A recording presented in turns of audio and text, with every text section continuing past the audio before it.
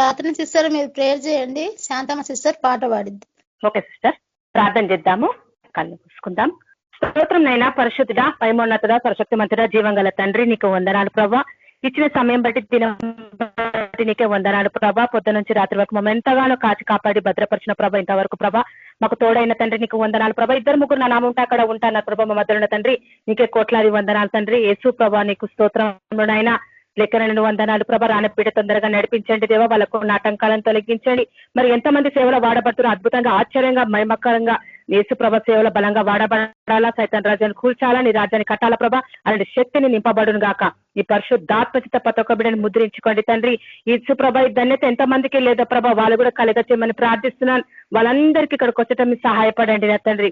యేసు యానికి వందనాలు ప్రభా. వచ్చిన ప్రతి ఒక్క బిడ్డని దీవించండి, ఆశీర్వదించండి, బలపరచండి నా తండ్రి. యేసు ప్రభానికి వందనాలు ప్రభా. ఈ రోజు వాక్య చేతి మీరు మాతో మాట్లాడండి ప్రభా. మీ వాక్యానుసారంగా జీవించాలా, లోబడాలా ప్రభా. విధేయత కలిగి జీవించడానికి శక్తి మాకు దయచేయండి తండ్రి. యేసు ప్రభానికే వందనాలు ప్రభా.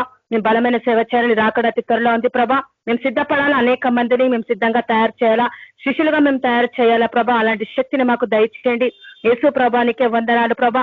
జీవంగల తండ్రి నీకే వందనాలు ప్రభా. మేము ముఖ్యంగా అతి పరిశుద్ధంగా మేము జీవించాలా, మాలో ఎటువంటి పాపం లేకుండా జీవించాలా ప్రభా. తండ్రి నీకు నీకు సమర్పణ జీవితం మాకు దయచేయండి తండ్రి. నీకే వందనాలు ప్రభా. జీవంగల తండ్రి నీకే వందనాలు. ముఖ్యంగా ప్రభా మాలో తగ్గింపు జీవితం దయచేయండి తండ్రి. నీకే వందనాలు ప్రభా. మీరు అక్కడ అతి త్వరలో ఉంది కనుక ప్రభా. మరి కుటుంబాలు కూడా సిద్ధంగా లేవు నాయన, మరి కుటుంబాలు కూడా సిద్ధపరచండి. ఎంతమంది యేసుప్రభ సిద్ధపడాలో వాళ్ళందరూ సిద్ధపడాలా. మీరు అక్కడికే సిద్ధపడ్డ శక్తి దయచేసి మరి కుటుంబాలతో మీరు మాట్లాడండి, బలపరచండి నాయన. కుటుంబాలంతా సంధికి నడిపించి గొప్ప విజయాన్ని మీరు దయచేయమని, దేవా పాఠధర్మని మై పొందమని, మీరు అక్కడికి సిద్ధపరచుకోమని నజరేయుడైన యేసుక్రీస్తుని వేడుకుంటున్నాం తండ్రి. ఆమేన్. Thank you sister. Praise the Lord. Thank you sister. Praise the Lord sister. Santhamma sister praise the Lord sister. Praise the Lord sister. మీరు పాట పాడండి. అందరికీ ప్రైజ్ ది లార్డ్. పాట పాడుకొని దేవుని స్తుతించుకున్నాము.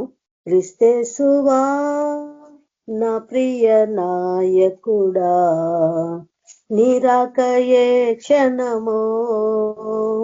క్రీస్తేసువా నా ప్రియ నాయకుడా, నీరాకయేమో. నీ చూడచుటకు నన్నాదరించుటకు, నా కన్ని చూడచుటకు నన్నాదరించుటకు, నా యేసువా మేఘముల పైన వేవేగమేరారమ్ము. నా యేసువా మేఘముల పైన వేవేగరారమ్ము. క్రీస్తేసువా నా ప్రియ నాయకుడా, నీరాకయే క్షణము. క్రీస్తేసువా నా ప్రియ నాయకుడా, నీరాకయే క్షణము. మధ్యాకాశంలో పరలోక దూతలతో వచ్చువేళ, మధ్యాకాశంలో పరలోక దూతలతో వచ్చువేళ, నా కొరకు గాయపడినా ఆ మోమును ముద్దాడుటకు, నా కొరకు గాయపడినా ఆ మోమును ముద్దాడుటకు, నీటి కొరకై వేచిన గుడబాతులా వాంఛించేదన్. నీటి కొరకై వెచ్చిన గుడబాతులా వాంఛించేదన్. క్రీస్తేసువా నా ప్రియ నాయకుడా, నీరాకయే క్షణము. క్రీస్తేసువా నా ప్రియ నాయకుడా, నీరాకయే క్షణము. ధవళ వస్త్రం ధరించిన పరిశుద్ధుల సంగమది, ధవళ వస్త్రం ధరించిన పరిశుద్ధుల సంగమది, నీ దరికి చేరి నేను హల్లెలూయా పాడుటకు, నీ దరికి చేరి నేను హల్లెలూయా పాడుటకు బుద్ధిగల నిర్మల కన్యకను పోలి సిద్ధపడేదన్ బుద్ధిగల నిర్మల కన్యకను పోలి సిద్ధపడేదన్ క్రీస్తేసువా నా ప్రియ నాయకుడా నీరాకయే క్షణము క్రీస్తేసువా నా ప్రియ నాయకుడా నీరాకయే క్షణము సూర్యచంద్ర తారలనే దాటి పరదేశులో సూర్యచంద్ర తారలనే దాటి పరదేశులో ఆసక్తిక నది తీరనా జీవవృక్ష నీడలో ఆసక్తిక నది తీరనా జీవవృక్ష నీడలో నిత్యమైన నివాసం చేరుటకు వేచియుందో నిత్యమైన నివాసం చేరుటకు వేచియుందో క్రీస్తేసువా నా ప్రియ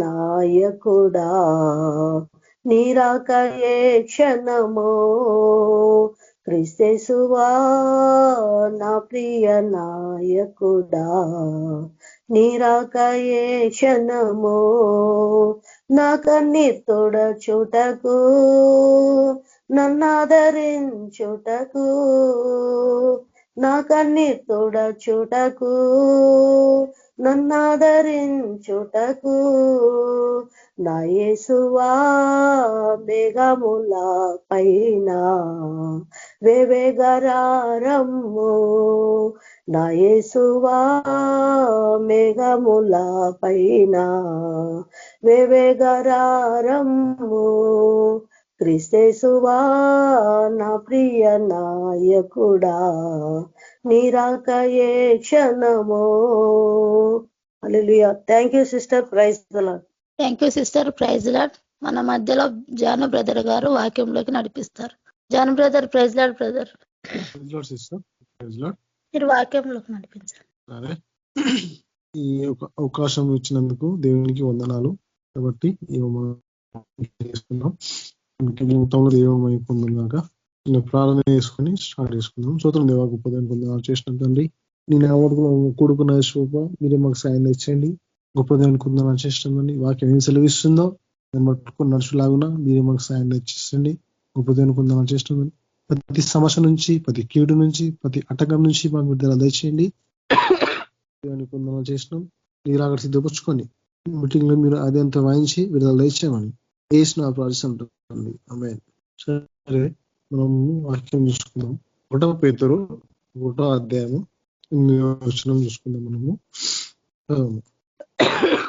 మీరు ఆయనను చూడకపోయినను ఆయనను ప్రేమించుచున్నారు. చూడండి, ఇక్కడ పేతురు ద్వారా మనకు దేవుడు గుర్తు చేస్తూ ఉన్నాడు. ఏమని మాట్లాడుతున్నాడు ఇక్కడ? మీరు ఆయనను చూడకపోయినను ఆయనను ప్రేమించుచున్నారు. మనం ఎవరైనా యేసుప్రభుని చూసినావా? ఒక మనిషి రూపకం కానీ నీతో ఎప్పుడైనా వచ్చి మాట్లాడినా యేసుప్రభు? ఎట్లా చూసినాం ఆయనని? వాక్యందరని చూస్తాం ఆయనని, లేదా ప్రార్థన చేస్తుంటే దర్శనాల ద్వారా చూస్తాం అంతే తప్ప కొన్ని రూపం నుంచి కనిపించడు ఆయన.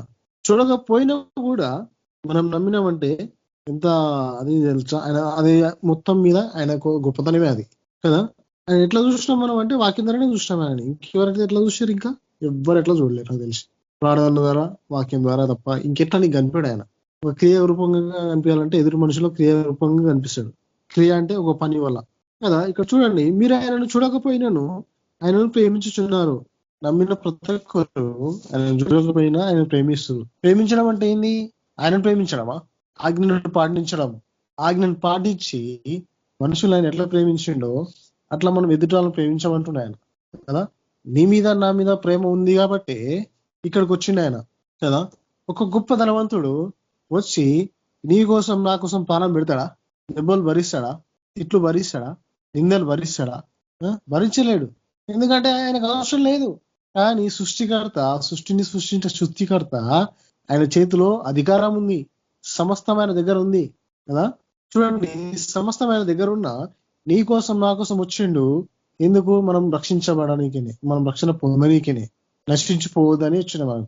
మరి ఆయన చూసినాము, ఆయన ఆజ్ఞలు మనం తెలుసుకున్నాక వాటి పాటించి నడవకపోతే మనము ఆయన ఏం లాభం చెప్పండి. ఎవరైతే పాటిస్తలేరో, ఎవరైతే ఆయన ఆజ్ఞలు అనుసరించి నడుచుకుంటలేరో వాళ్ళ కోసం ఈ మాట. నేను అనుసరించకపోతే నాకు వస్తుంది, నువ్వు అనుసరించకపోతే నీకు వస్తుంది కదా. నమ్మిన ప్రతి ఒక్కరు ఆయన మాటలు గ్రహించాలా. ఏం చెప్తున్నా ఆయన? నిన్ను నువ్వే ప్రేమించుకుంటా కాదు, నన్ను నేనే ప్రేమించుకుంటా, ఎదుటి వాళ్ళని ప్రేమించాలా. నేను చర్చికి వచ్చిన కొత్తల 2007లో వచ్చిన నేను. అప్పుడు నేను అప్పుడు మనిషి అన్న, నేను ఒక బ్రదర్ అన్నాను అనమాట. నేను ప్రార్థన చేస్తుంటే ఏమని చేస్తున్నా అంటే, నేను ఒక పర్సన్ కోసం చేస్తుంటే ఆయన ఏమన్నా అంటే, ఏంది బ్రదర్ ఆ సమస్య నీకున్నట్టే చేస్తున్నావు అంటున్నా ఆయన.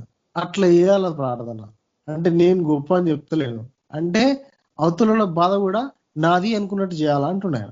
అప్పుడే మనం ఆయన ప్రేమించినట్టు, ఆయన ఆజ్ఞలు పాటించినట్టు. ఆ బ్రదర్ అన్నాడు, ఏంది బ్రదర్ సమస్య నీకున్నట్టు చేస్తున్నావు అంటే, అట్లే చేయాలన్నా. నాకెట్లా వస్తే నేను ఎంత బుర్ర పెడతాను దేవుని దగ్గర, అలా కూడా వస్తే అంతే మొర పెట్టాలి మనం. అప్పుడే తేడా లేకుండా ఉంటుంది, ప్రేమలో తేడా లేకుండా ఉంటుంది కదా. ఇప్పుడు ఆయనను కరులారా చూడకయే విశ్వాసించుచు. చూడండి, ఆయన మనం కరులారా చూడలేము, వాక్యం ద్వారానే చూస్తున్నాం ఆయనని.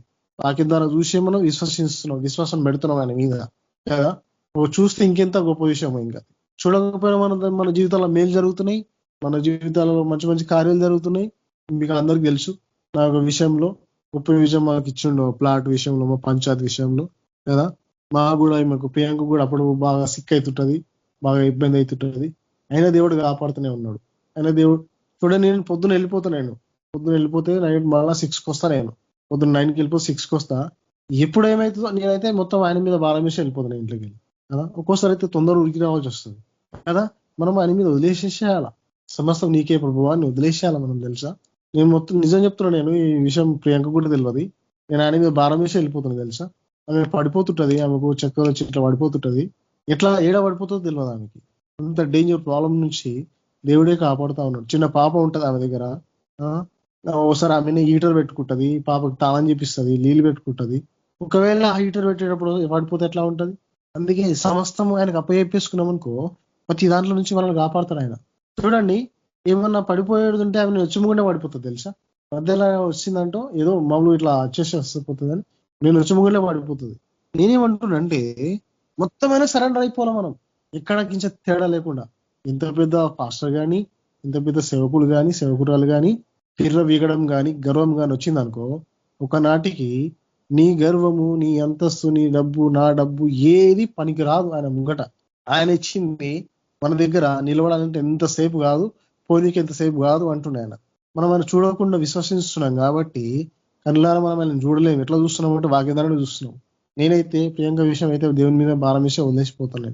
ఇక్కడ ఎవ్వరు ఉండరు తెలుసా. ఇప్పుడు ఉన్న ఇల్లు కాడ దూరం ఉంటది, మా ఇంటికి ఇక్కడ దూరం ఉంటది. అక్కడ అంటే మా ఇంటికాడ చుట్టుపక్కల మనుషులు ఉంటారు. మొత్తం మీద ఆయన మీద భారం వేసి వెళ్ళిపోతా. ఆ పాపను చూసుకుంటా ఆమెనే ఉంటుంది ఇంట్లో కదా. నాకైతే దేవుడు ఇక్కడ విషయం తోడుంటుంది కాబట్టి నాకు కానీ, ఆమెకు కానీ, పాపకు కానీ ఎవరికి ఏమి ఇబ్బంది అయితే లేదు. ఆ పడిపోయేట ఆ లీడ్ చేసినప్పుడు కూడా మస్తు ఇబ్బంది, మస్తు సార్లు పడిపోయింది ఆమె. అయినా ఎవరికి చెప్పలేను నేను. ఎందుకు? ఆయన చేతిలో ఉంది సమస్తం, ఆయనే చూసుకుంటాడు. మీటింగ్ స్టార్ట్ చేసి పాట పాడి వెళ్ళిపోయింది, బయట పడిపోయింది ఆమె. నేను ఇంకా వస్తలేదు మా అబ్బాయి, నేను బయటకు పోయి చూసినా. నేను దేవుని భారం వేసి దేవుని పని చేస్తున్నాను కాబట్టి అక్కడ ఏం కాలేదు. తాకింది దెబ్బ, పెద్ద ప్రాబ్లం ఏం కాలేదు. సమస్తం ఆయన దగ్గర మనం పెడితే కదా, నీకేం కావాలో నాకేం కావాలో మనం ఆయన దగ్గర ఒప్పుకున్నాం అనుకో, ఏ టైంలో ఏం కావాలో ఖచ్చితంగా నీ దగ్గరకు వస్తుంది అంటున్నా ఆయన. ఒక టైం దానికి ఫిక్స్ చేసి పెట్టిండంట. నీకు దీవెన కానీ, నీకు డబ్బు కానీ, నీకు మ్యారేజ్ కానీ, నీకు ఏదైనా సరే ఎప్పుడు రావాలో నీ దగ్గరికి దానికి ఒక ముద్రేసి పెట్టేసిండంట. ఏ టైంలో నీకు ఏం జరగాలో నీకు అదే జరుగుతుంది అంటున్నా ఆయన. మేల కీడొస్తే అది కొట్టేశాడు ఆయన. మేలైతే ఇక దానికి ఎవరు దానికి వెలకట్టలేరు, అట్లాంటి మేలు జరుగుతాయి కదా. సమస్తం ఆయనకి మనం అప్పచేసుకోవాలా కదా. ఈ విశ్వాసమునకు చూడండి, మన విశ్వాసం ఫలం వస్తుందంట కదా. ఫలం రావాలంటే ఏం చేయాలంటే సంపూర్ణంగా విశ్వాసం పెట్టాలి మనం ఆయన మీద. ఏ కొలత లేకుండా, ఏం తేడా లేకుండా పెట్టాలి. కొంచెం అటు ఇటు చూసినాం అనుకో, ఏమంటారు, ఇప్పుడు సపోజ్ బండి మీద పోతుంటే అటు ఇటు చూసుకుంటే నడిపిస్తే ఎట్లా ఉంటుంది, స్ట్రేట్ గా చూసుకుంటే ఎట్లా నడిపిస్తుంటుంది. స్ట్రేట్ వస్తే బండ్లను చూసుకుంటే నడిపాలి మనం, అటు దిక్కులు చూసుకుంటే పోయినా యాక్సిడెంట్ అయిపోతుంది. సపోజ్ ఒక బండి మీద పోతున్నా ఇట్లా ఇంత కేర్ఫుల్ నడిపించాల్సి వస్తుంది. అదే సృష్టికర్త దగ్గర ఉండి మనము ఆయన వాక్యాలు ప్రకటించుకుంటా, ఆయన సేవ చేసుకుంటా, ఆయన దగ్గర మొరపెట్టుకుంటా, మనము ఇతరులకు చెప్పుకుంటా, మనం ఇనుకుంటా వాక్యాలు నడుచుకుంటా పోతున్నాము. దాన్ని పాటించకపోతే మనకి ఎట్లా ఉంటుంది జీవితం? ఇది జీవితం. ఒకసారి పడిపోయినాం అనుకో లేవడం చాలా కష్టం అంటుండే ఆయన కదా.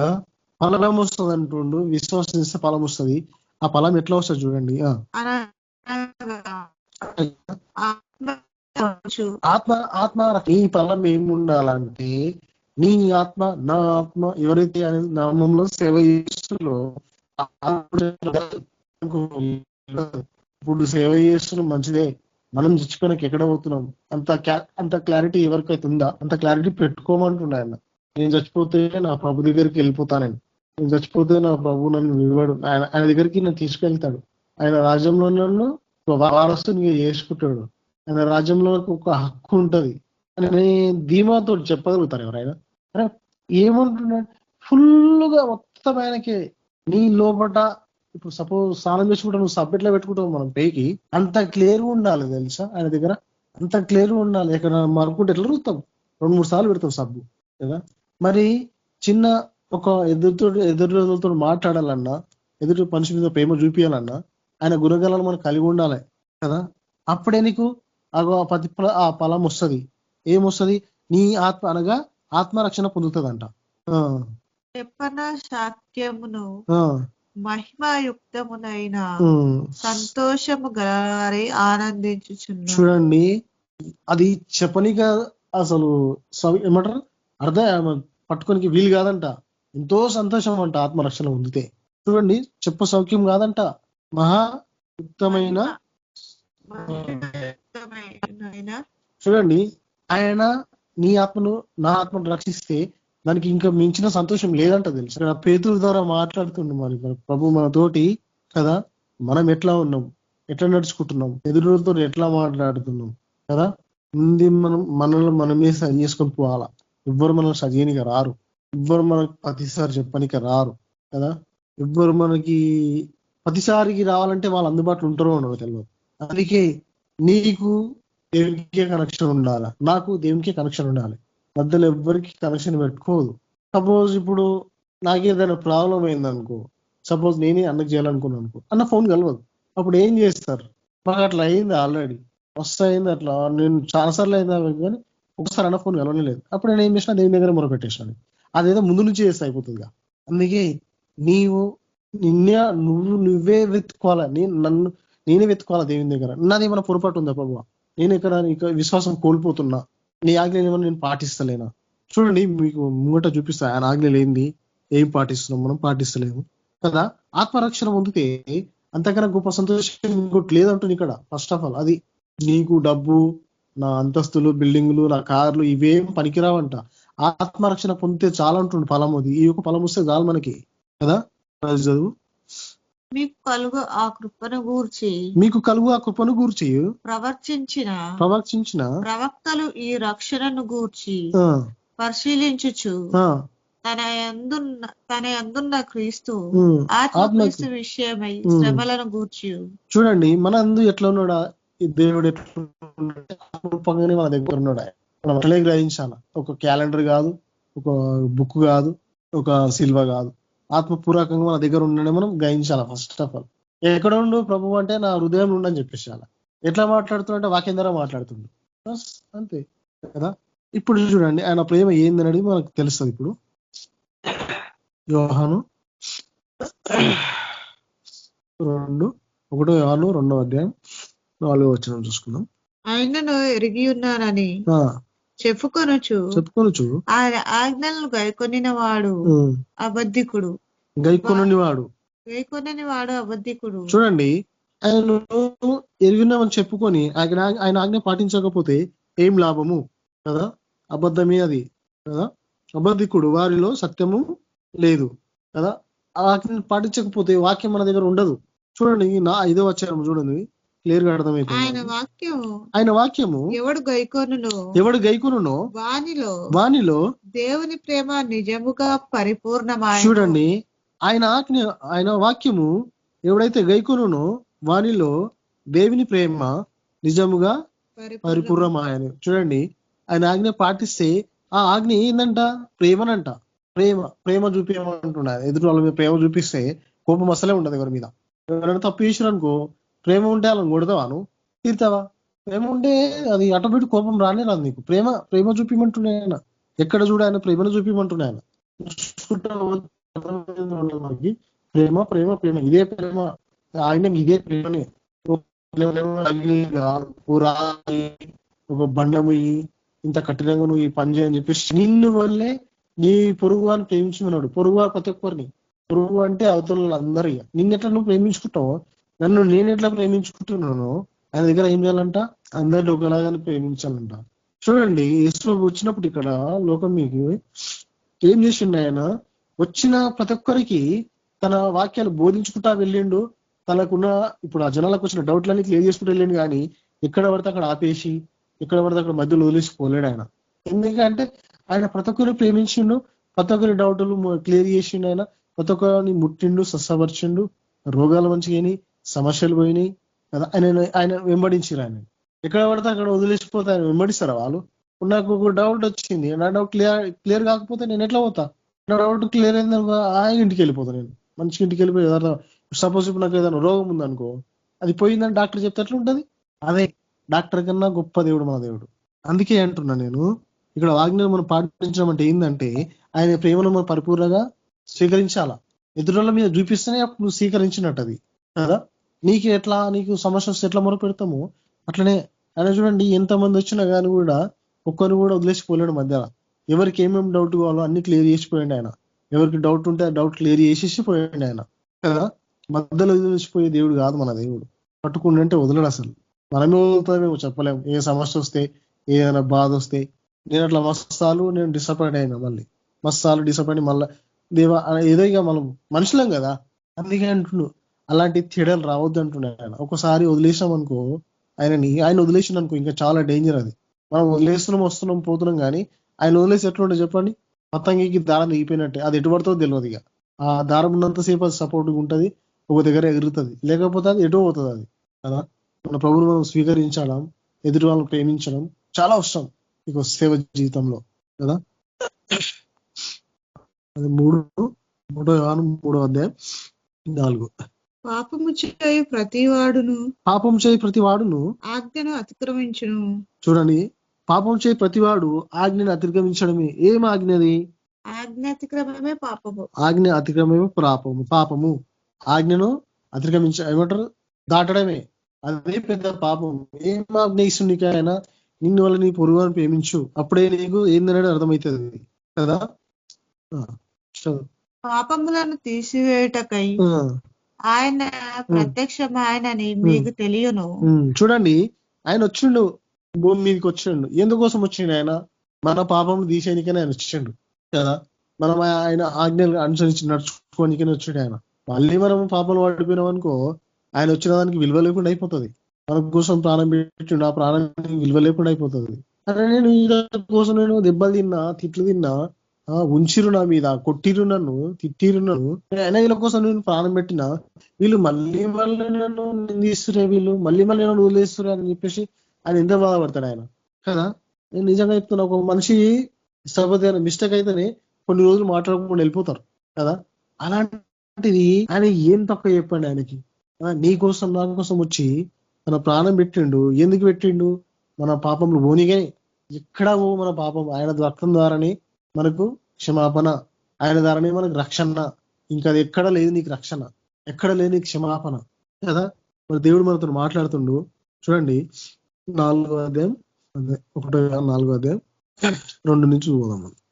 యేసుక్రీస్తు శరీరధారి అయి వచ్చనని ఏ ఆత్మ ఒప్పుకోనునో అది దేవుని సంబంధమైనది. చూడండి, యేసు వచ్చిండని, శరీరధారిగా వచ్చిండని ఎవరైతే నమ్ముతారో అది దేవునికి సంబంధమై ఉంటుందంట. మా కోసం వచ్చిండా, ప్రాణం పెట్టిండా? ఎట్లా పెట్టిండు? నీకు ఎట్లా తెలుస్తుంది? వాక్యం చదువుతూనే తెలుస్తుంది. ఆయన ఒక మనిషి రూపంగా వచ్చిండు, మనిషి రూపం దాల్చుకొని వచ్చిండు. ఆయన మనిషి ఏమేమి కష్టాలు పడాలో అన్ని కష్టాలు పడ్డాడు ఆయన. అన్నం లేకుండా, చలికి వండుకొని, వానకు నాని, ఎండకి ఎండి, బట్టలు లేకుండా, చెప్పులు లేకుండా అని అసలు ఏం తిన్నో తెలియదు. అది ఇంకా రాయబడలేదు. ఇక్కడ వండుకున్నది తెలియదు ఆయన, ఏం చేసిండో తెలియదు ఆయన. ఎందుకోసం? మన కోసమే. అది తన బిడ్డలు రక్షణ ఉందనికేనే, నమ్మిన ప్రతి ఒక్కరు కరెక్ట్ సేవ చేయనికేనే. అడ్డదిడ్డంగా సేవ చేసిరనుకో ఒకనాడికి ఒక తీర్పు వస్తుందంట. నువ్వేం చేసినావు మనకు తెలియదు అంటాడు ఆయన. నువ్వెవరు అంటాడు ఆయన. నేనెవరు అంటాడు ఆయన. తెలుసా? ఓ నేను ఇన్ని రోజులు చేసిన, చేసిన కానీ ఆయన వచ్చే వరకు అంతం వరకు సహించడమే ముఖ్యం. ఎట్లా సహిస్తాం? అంతం వరకు ప్రేమ ఉంటేనే సహిస్తాం. అంతం వరకు ప్రేమ ఉంటేనే సహిస్తాం తప్ప లేకపోతే ఎట్లా సహించలేము. అంతవరకు సహించేవాడే రక్షింపబడును అంటున్నాయన. నువ్వు ఎంత సేవ చేసినా, ఎంత నువ్వు ప్రార్థన చేసినా, ఎన్ని చేసినా, ఒక్క మిస్టేక్ చేసినాం అనుకో, నువ్వు చేసిందంతా ఇట్లా దెబ్బ కొట్టుకోవుతుంది. నేను చేసిందంతా ఇట్లా దెబ్బ కొట్టుకోవుతుంది. ఉండనే ఉండదు అసలు నేను చేసిన అది.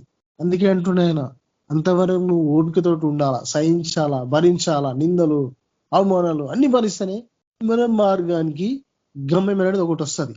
లేకపోతే మన మధ్యలో అయిపోతాం, మన సేవ మధ్యలో అయిపోతుంది. నేను చెప్తున్నా కదా, మనిషి వెనుక మనుషులు కూడా ఏం మాట్లాడదు అసలు. తప్పులు కానీ, చెడు కానీ, సపోజ్ ఏమన్నా మిస్టేక్ అయితే చాలా వదిలేసేసాలా, కోపం అసలు చూపేది ఎదుటి వాళ్ళ మీద కదా. 4 చిన్నపిల్లలారా మీరు దేవుని సంబంధులు. చూడండి, ఎవరు చిన్నపిల్లలు తెలుసా? చిన్నపిల్లల కోసం ఈ వాక్యం ఇది. రక్షణ పొందిన కోసం ఈ వాక్యం ఇది. చిన్నపిల్లలకి ఏం అర్థమవుతుంది వాక్యం కదా. ఇప్పుడు మా పాప ఉంది, ఆమెకు తెలుసా వాక్యం? చిన్న పాపలు ఉంటారు, చిన్న పిల్లలు, వాళ్ళకి తెలుస్తుంది ఆ వాక్యం ఇది. చిన్నపిల్లలారా మీరు దేవుని సంబంధులు అంటున్నాయన. మనం ఎవరి సంబంధం అంట? ఆయన సంబంధం అంట. మనం ఇంకా చిన్నపిల్లలమే. ఎంత చదువుకున్నా, ఏ జాబ్ చేసినా, ఏం చేసినా చిన్నపిల్లలమే ఆయన దృష్టిలో. మనతో మాట్లాడుతుంటే ఆయన కృపనే.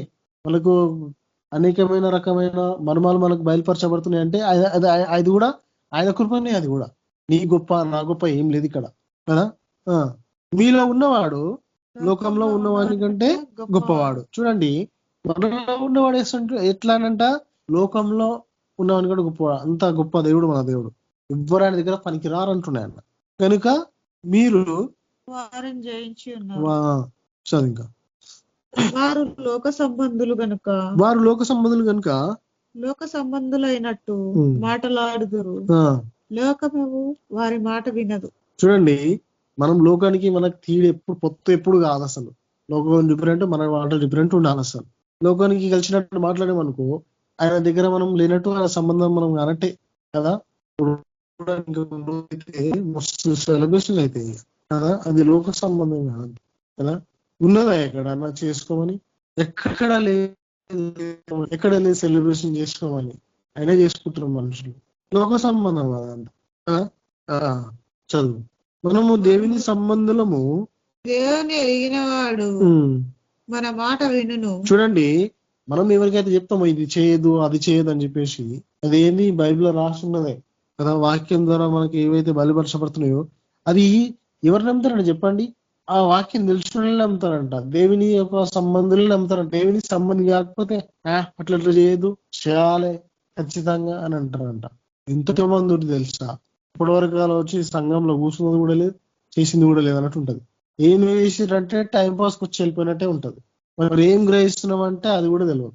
చూడండి, ఇంత క్లియర్ గా రాయబడ్డది ఇక్కడ కదా. లోకం అంట, లోక తీరు వెళ్తే లోక సంబంధులు. లోక తీరులకు ఆయన ఆజ్ఞ మనం అంచనా నడుచుకున్నాం అనుకో, ఆయన ఇక్కడ ఏం మాట్లాడుతుండో దాన్ని బట్టి మనం నడుచుకుంటాం ఇక్కడ కదా. నా మాట వినినవాడు ఇందువలన మన సత్యం సంపూర్ణమై రూపి అయి ఆత్మ ఏదో భ్రమపరచు ఆత్మ ఏదో తెలుసుకొనిచున్నాను. చూడండి, భ్రమ పెట్టే ఆత్మ కూడా ఉంటుందండి. భ్రమ అంటే ఇది నిజమే కావచ్చు, ఇది అరే ఇది చేస్తారేమో, అది ఒక భ్రమ. అటువంటి ఆత్మ కూడా ఉంటది. భ్రమ పెట్టే ఆత్మ ఏదో, సత్యమైన సంపూర్ణమైన ఆత్మ ఏదో మనం గ్రహిస్తామంట. ఆయన ఒక ఆత్మ మన లోపల ఉంటే కదా, సత్యస్వరూపి మన దగ్గర ఉన్నాడని మనం గ్రహిస్తే నీకు అబద్ధం ఏదో నిజమేదో మనమే గ్రహించుకుంటామంట తెలుసా. ఇక్కడ చూడండి, మళ్ళా మాట్లాడుతున్న మనతోటి ప్రేమ కోసమే మాట్లాడుతుంది ఇక్కడ. ప్రియురాల మనం ఒకరినొకడు ప్రేమింతము.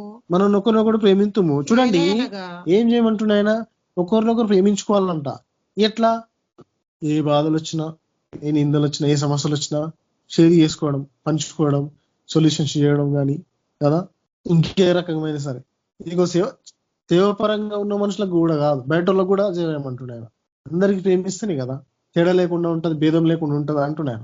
సంఘంలో ఉన్న వాళ్ళ కోసం ప్రార్థన చేసుకుంటా, సంఘంలో వాళ్ళ కోసం ప్రేమించుకుంటా పోయినాం అనుకో, మరి బయటల కోసం ఎప్పుడు చేస్తాం? ఒక సంఘంలో మనం కూర్చున్నాం అనుకో, ఎట్లా చేయాలో తెలుసా ప్రార్థన? సంఘం మొత్తం కోసం చేయాలా, ఒకరి కోసం చేయదు అక్కడ. అది కూడా ఉంటుంది తెలుసా?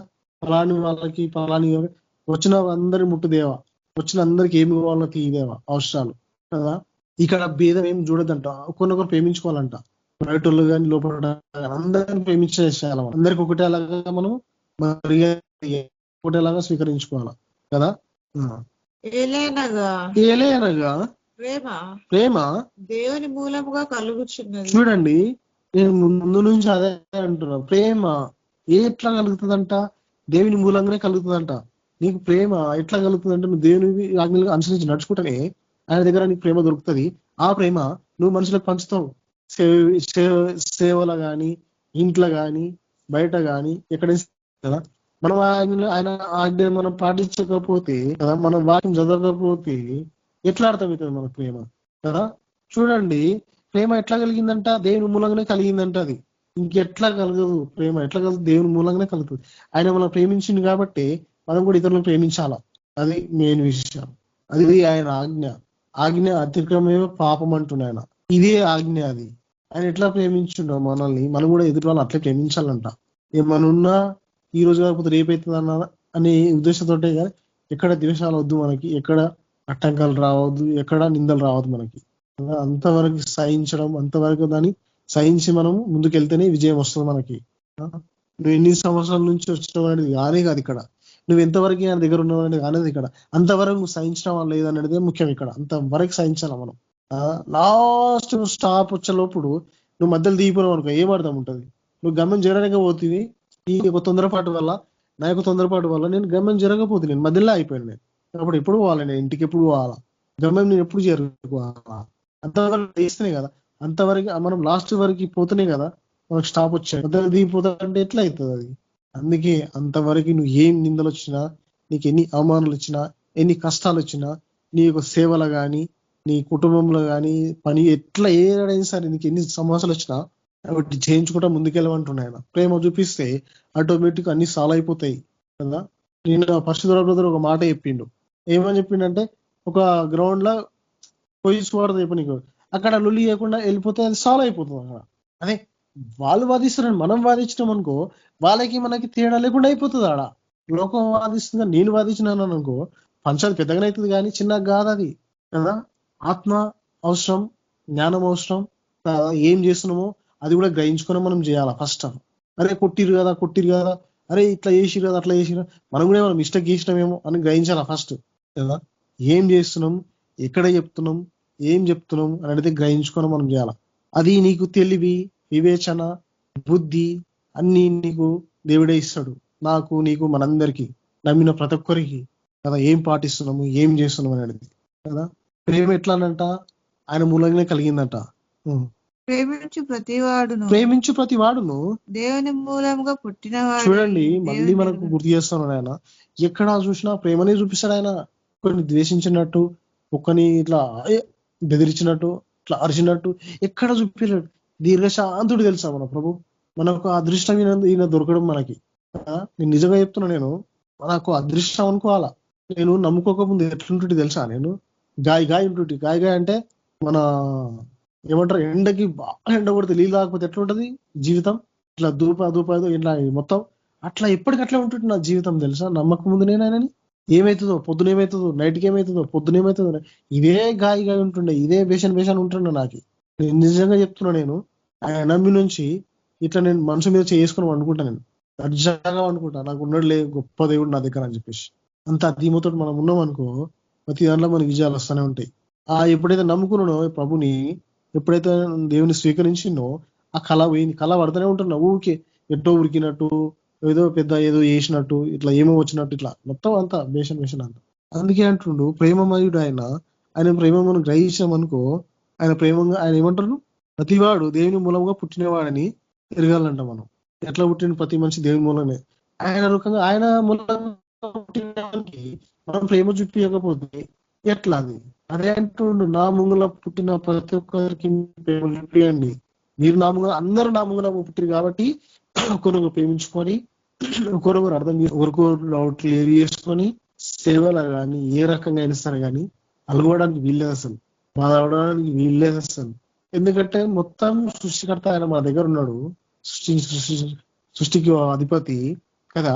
నీకేం సమస్య వచ్చిందో ఆయన దగ్గర చెప్పేసి, నాకేం సమస్య వచ్చిందో ఆయన దగ్గర చెప్పేసాం. అలగడం కానీ ఇబ్బంది పడడం కానీ అస్సలే పెట్టుకోవద్దు కదా. ఏం ఆయనకు వదిలేస్తే అది ఆటోమేటిక్ సాల్వ్ అయిపోతుంది. అది దేవుడు ప్రేమ స్వరూపి. దేవుడు ప్రేమ స్వరూపి. ప్రేమ లేనివాడు దేవుని ఎరుగడు. చూడండి, దేవుడు ప్రేమ స్వరూపి అయినా ఇంకెక్కడ ఏం మనకి ఏమైనా పేరు లేదు ఆయనకి. ప్రేమ స్వరూపి అంట కదా. దేవుడు ప్రేమమయుడై ఉన్నాడు. దేవుడు ప్రేమమయుడు. ఆయన ప్రేమనే ఉంటాయి నా దగ్గర, ఏముండదు. ద్వేషం అనేది ఉండదు ఆయన దగ్గర. ద్వేషం ఉంటే, కోపం ఉంటే మన కోసం ఎందుకు భరిస్తాడు చెప్పి ఆయన నిందలు? మన మీద ప్రేమ ఉంది కాబట్టే కదా ఆయన భరించిండు. ఇప్పుడు ఎవరి కోసం ఎవరో, ఇప్పుడు సపోజ్ నా కోసం ఎవరైనా తిట్లు పడతారా? నేను ఎవరి కోసం పడతానా? పడాలి అంటుండే ఆయన. నేను ఎట్లా పడ్డానో మీకోసము, ఇబ్బందులు ఎట్లా పడ్డానో, బాధలు ఎట్లా పడ్డానో అట్లా మీ మీది కొడుచున్న అట్లా మీరు పడండి, భరించండి అంటుంటా ఆయన కదా. ప్రేమ లేనివాడు దేవుని ఎరుగడంట. చూడండి, ప్రేమ లేకపోతే ఆయన మనం ఎరగమంట తెలుసా? ఎరగము, ఆయన చూడము, గ్రహించలేము, అంతవరకు మనం సహించలేము. ఆయన రాజ్యంలో ఏమంటారు, స్థానమే లేదు అసలు. అంతవరకు సహించి, అంతవరకు మనం ఓర్పుతో నడుచుకుంటేనే అప్పుడు మన చేసే సేవకి ఫలితం వస్తుంది కదా. ఎక్కడ చిన్న మిస్టేక్ అయినా, ఎక్కడ చిన్న ప్రాబ్లం వచ్చినా కదా, ఆటోమేటిక్ నువ్వు చేసినా ఒక దెబ్బకు 0 అయిపోతాయి మొత్తం. ఎంత పెద్ద నువ్వు ఏం చేసినా, ఎంత పెద్ద సంఘాలు ఏం చేసినా కదా, ఏమవుతుందంట ఆయన వచ్చేవారు నువ్వు సహించలేకపోతే ఆటోమేటిక్ ఏమవుతుందంట అన్ని 0 అయిపోతాయంట కదా. మనము ఆయన ద్వారా జీవించినట్లు. చూడండి, మనం ఎట్లా జీవిస్తున్నాం అంటే ఆయన ద్వారానే జీవిస్తున్నాం మనం. నీ నోటికి అన్నం రావాలన్నా, నీకు వాక్యం నీకు అర్థం కావాలన్నా, నీకు ఆయన రావాలన్నా, నువ్వు జీవించాలన్నా ఆయన ఆజ్ఞ లేకపోతే మనం జీవించలేము, అసలు జీవించలేము, బతకలేము, ఒక అడుగు కూడా ముందు పెట్టలేము అసలు. నేను ప్రియాంక అంటా ఉంటా, ఆయన ఆజ్ఞ లేకపోతే నీకు ఇది ఎట్లా వస్తుంది? ఆయన ఆజ్ఞ ఉంది కాబట్టి, ఆయన ఆజ్ఞ ఏంది నాకు కానీ నీకు కానీ ఏదైనా సరే ఆయన ఆజ్ఞ ద్వారానే వస్తుంది. తీసేసేది ఆయన చెప్తాను నేను, వచ్చింది ఆయన తీస్తాడని చెప్తాను నేను. ఎట్లా తీయడో చూద్దామన్నా అది కూడా చెప్తాను నేను. ఎట్లా తీయడో దేవుడు అది కూడా చూద్దాం. అంటే అంత భరోసా మనం దేవుని మీద పెట్టుకోవాలి మనం కదా. జీవించేది మొత్తం ఆయన ద్వారానే మనం కదా. దేవుడు తన అద్వితీయ కుమారుని లోకంలోనికి పంపెను. చూడండి కదా, అద్వితీయ కుమారుని లోకములకు పంపిండంట. ఏమైంది? దీని వలన దేవుడు మన అందుంచిన ప్రేమ ప్రత్యక్షపరచబడను. చూడండి, మనమే ప్రేమ ఉంది కాబట్టి తండ్రి తన కుమారుని మన కోసం పంపిండు అనే క్లారిటీ ఇస్తుంది ఇక్కడ కదా. ప్రేమ లేకపోతే పంపిస్తాడు ఆయన మన కోసం కదా. మనము దేవుని ప్రేమించితిమని కాదు. చూడండి, మనము దేవుని ప్రేమించినమని కాదంట, తానే మనల్ని ప్రేమించి. చూడండి, ఆయననే మనం ప్రేమించిండు కాబట్టి మన కోసం వచ్చింది ఇక్కడికి. చూడండి ఎంత గొప్ప విషయం. చూడండి, మనం ఎవరైనా ప్రేమించి పోతామా? అరే పలానా ఆయన కష్టాలు ఉండని చెప్పేసి పోతామా? మనకు వీలు కాదు పోనీకి. మనకి సహాయం పడరు, మనకు పని ఉంటది, మనుషులం కదా. మన ఆయన కూడా మనిషి రూపంగానే వచ్చింది కాబట్టి భరించిండని. ఆయన అవసరం ఉంటే పొయ్యిండు, చూసిండు, ఏం కావాలో చేసిండు, వచ్చిండు, చేయమంటుండు, పొమ్మంటుండు ఆయన కదా.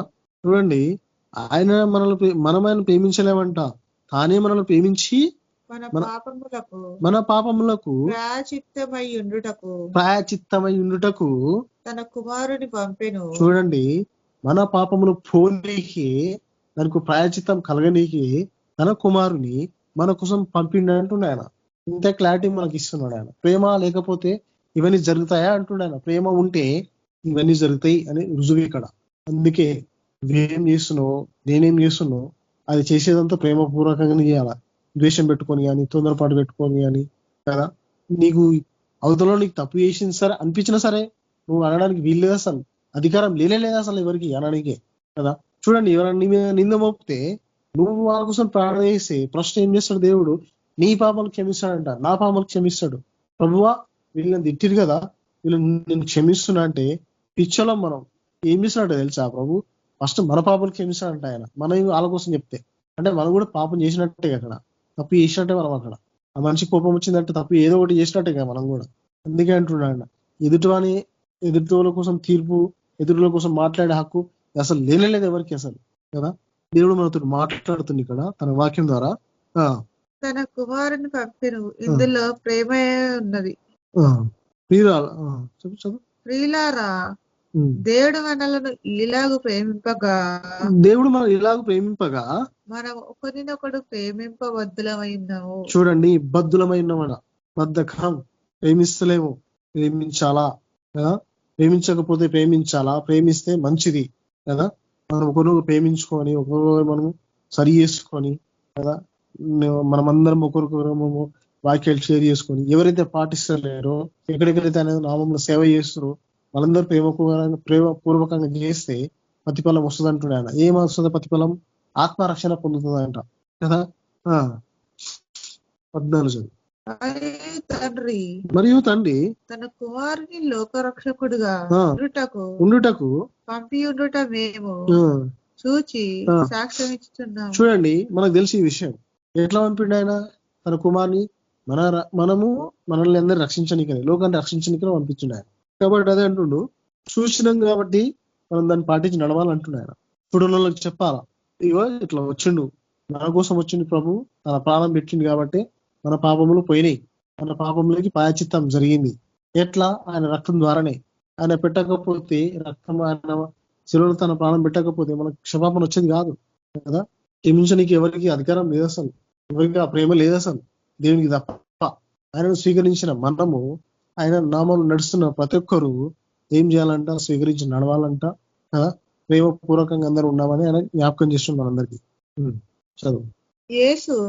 యేసు దేవుని కుమారుడని ఎవడు మనయడలా దేవునికి ఉన్న ప్రేమను మనం ఎరిగిన వారమై, చూడండి, దేవునికి ఉన్న ప్రేమను మనం ఎరిగిన వారమై దాన్ని నమ్ముకుని ఉన్నాము.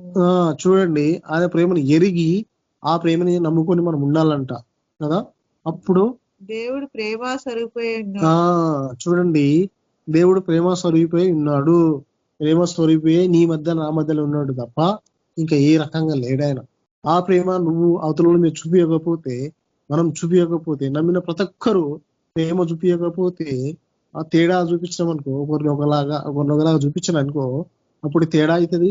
అది ప్రేమ కాదు, మనిషిని చూసి ప్రేమించినట్టు అవుతుంది. అది ఒక మనిషికున్న ఒక స్టేజ్ని చూసి ప్రేమించాల్సి వచ్చినట్టు అవుతుంది. అది నువ్వు అందరిని ఒకలా ప్రేమించు, ఉన్నోళ్ళని అందరినీ, అప్పుడే దానికి ఒక లెవెల్ వస్తుంది.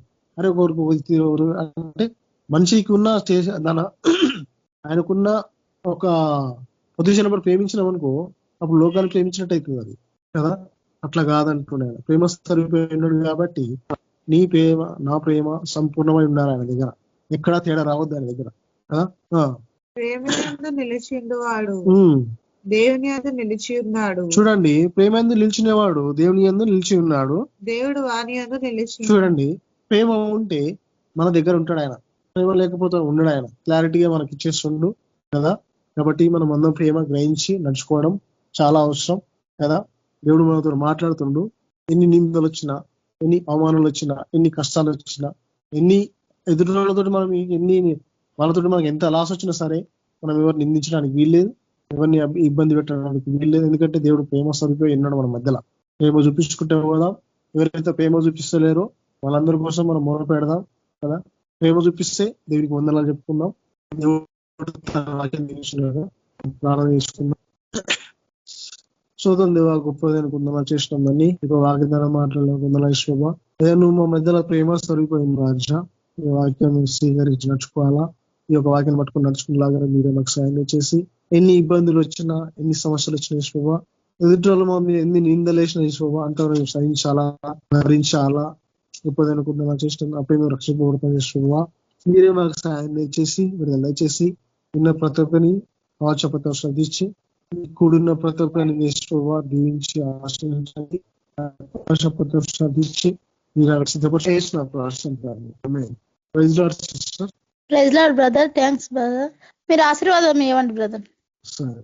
మన ప్రభు అయిన యేసుకి కృప నడిపింపు మనందరికీ సదాకాలం తోడైండు కాగా. ఆమేన్. థాంక్యూ ఆమేన్. Sister. Praise Lord. Thank you brother. Praise the Lord brothers and sisters అందరికీ. Praise the Lord. అందరికీ praise the Lord. Praise the Lord. Praise the Lord. Brothers and sisters, praise the Lord. Praise the Lord అందరికీ. Praise the Lord. Praise the Lord అందరికీ. Praise the Lord, అందరికీ brothers and sisters.